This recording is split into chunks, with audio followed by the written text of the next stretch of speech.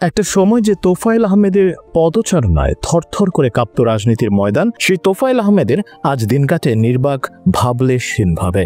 ভয়াবহ স্ট্রোকের কারণে শরীরের একাংশ প্যারালাইজড হয়ে এখন তার চেহারাও চিনতে পারছেন না অনেকে। একটা সময় দেশের রাজনীতিতে গুরুত্বপূর্ণ ভূমিকা রাখা তোফায়েল আহমেদ স্বৈরাচারের দোসর হয়ে আজ দেশের মানুষের কাছে ঘৃণার পাত্র। তবে তার পালক পুত্র মইনুল হোসেন বিপ্লবের কুকীর্তি সামনে আসার পর অনেকে বলছেন ভোলার আসল গডফাদার ছিলেন এই বিপ্লব। তোফায়েল আহমেদকে ঢাল বানিয়ে এই জেলার সবকিছু নিয়ন্ত্রণ করতেন মইনুল হোসেন বিপ্লব। সম্প্রতি বিপ্লব ও তার স্ত্রী ইশরাত জাহান বিনতির নামে অঢেল পরিমাণ অবৈধ টাকার সন্ধান পেয়েছে দুর্নীতি দমন কমিশন। তবে ঠিক কিভাবে ভোলার একচ্ছত্র অধিপতি হয়ে উঠলেন তোফায়েল আহমেদের এই পালক পুত্র, সেই সবকিছুর বিস্তারিত থাকছে প্রিন্স নামের আজকের এই ভিডিওতে। ছোটবেলায় বাবার মৃত্যুর পর চাচা তোফায়েল আহমেদের পিতৃস্নেহে বড় হন মইনুল হোসেন বিপ্লব। তোফায়েল আহমেদও তার এই ভাতিজাকে আপন সন্তানের চেয়ে বেশি ভালোবাসতেন। পড়াশোনা করার জন্য অস্ট্রেলিয়াতেও পাঠিয়েছিলেন, কিন্তু বিপ্লবের নজরে ছিল ভোলার রাজনীতি।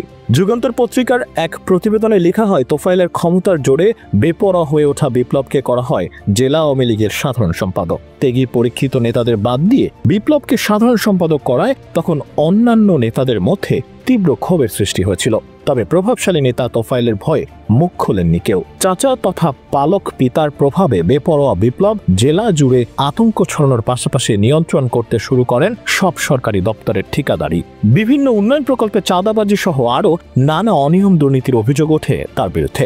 এক পর্যায়ে বিপ্লবের কথার বাইরে গাছের পাতা না নড়ার মতো পরিস্থিতিও হয় ভোলায়। শুধু বিপ্লবই নয়, তার বড় ভাই আলী আজম মুকুলকেও রাজনৈতিকভাবে প্রতিষ্ঠিত করেন তোফায়েল। দলীয় মনোনয়ন এনে তাকে করা হয় ভোলা 2 আসনের এমপি। বর্তমানে অবশ্য তিনি হত্যা সহ একাধিক মামলায় গ্রেফতার হয়ে জেলে আছেন। আওয়ামী লীগের আমলে বেপরোয়া অনিয়ম দুর্নীতির মাধ্যমে বিপুল অর্থবিত্তের মালিক হওয়া বিপ্লব দম্পতির অবৈধ সম্পদের সন্ধানে সম্প্রতি তদন্তে নামে দুদক। প্রাথমিক অনুসন্ধানে জমি, বাড়ি, ফ্ল্যাট সহ বিপুল সম্পদের মালিকানা থাকার প্রমাণ মেলে বিপ্লব ও তার স্ত্রীর বিরুদ্ধে। কালের কণ্ঠ পত্রিকার এক প্রতিবেদনে বলা হয়, বাবা ও শ্বশুর মন্ত্রী, বড় ভাই এমপি, তাই সবই ছিল বিপ্লবের হাতের মুঠোয়। তবে সবকিছু থেকে বিপ্লব নিজেকে গুটিয়ে নিয়ে আত্মগোপনে আছেন। ভোলায় বহু অপকর্মের হোতা বিপ্লব, তার সঙ্গী তার স্ত্রী বিনতিও। ভোলার এক প্রবীণ রাজনীতিক কালের কণ্ঠকে এক সাক্ষাৎকারে বলেন, আওয়ামী লীগের গত আমলে তোফায়েল পুত্র বিপ্লবে ডুবল ভোলা। আওয়ামী লীগের বহু নেতা তার হাতে নির্যাতিত হয়েছেন, তার জন্য ভোলায় অপকর্ম বেশি হয়েছে।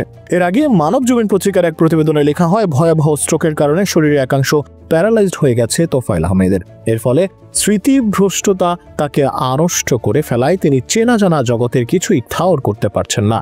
বর্তমানে তার বাঁ হাত ও পা একেবারেই অবশ, চলাফেরায় অক্ষম। মাঝে মধ্যে নিখোঁজজনেরা বাড়ির চৌহদ্দিতে হুইল চেয়ারে বসিয়ে ঘুরিয়ে আনেন সতেজ বাতাসের সঙ্গে মেলবন্ধনের আশায়, কিন্তু তা তিনি অনুভব করতে পারেন না কথা বলতে। কমে গেছে খাওয়া দাওয়াও, যার প্রভাব পড়েছে শরীরে। অনেকটাই শুকিয়ে গেছেন, অধিকাংশ সময় বিছানায় শুয়ে থাকতে হচ্ছে। 24 ঘন্টার দিন রাতের 2/3 সময় ঘুমিয়ে থাকেন, হাঁটতে পারেন না। শারীরিক জটিলতার কারণে প্রায় তাকে হাসপাতালে নেওয়া হয়। স্বাস্থ্যগত পরিস্থিতি এতটাই নাজুক যে চাইলেও চিকিৎসার জন্য বিদেশে নিয়ে যাওয়া সম্ভব নয়। তোফায়েল আহমেদের পরিবারের একাধিক সদস্য জানান, প্রায় 3 বছর আগে প্রথম দফায় স্ট্রোক করার পর তার মস্তিষ্কে রক্তক্ষরণের ঘটনা ঘটে। এরপর তিনি করোনায় আক্রান্ত হন। সে সময় তার স্বাস্থ্যের অবনতি ঘটে, কিছুটা ভুলও মনা হয়ে যান। এরপর দ্বিতীয় দফা স্ট্রোকে আবারও মস্তিষ্কে রক্তক্ষরণ ঘটলে স্মৃতিশক্তি হারিয়ে ফেলেন দাপুটে এই নেতা। ফলে 24-এর গণঅভ্যুত্থানের ঘটনা প্রবাহের পর ভোলায় তার বিরুদ্ধে একাধিক অভিযোগে হওয়া মামলা বা BFIU কর্তৃক ব্যাংক হিসাব স্থগিতের বিষয়ে তিনি কিছুই জানেন না। পরিবারের কেউ এসব বিষয়ে তাকে কোনো কিছু অবহিত করেননি। তোফায়েল আহমেদের জামাতা ডাক্তার তৌহিদুজ্জামান তুহিন সংবাদ মাধ্যমকে জানিয়েছেন, স্ট্রোকে আক্রান্ত তোফায়েল আহমেদ চলমান কোনো কিছুই বোঝার মতো পরিস্থিতিতে নেই। ডাক্তার তৌহিদুজ্জামান তুহিন ও তার স্ত্রী ডাক্তার তসলিম আহমেদ জামান মুন্নি তোফায়েল আহমেদকে সার্বক্ষণিক দেখভাল করছেন।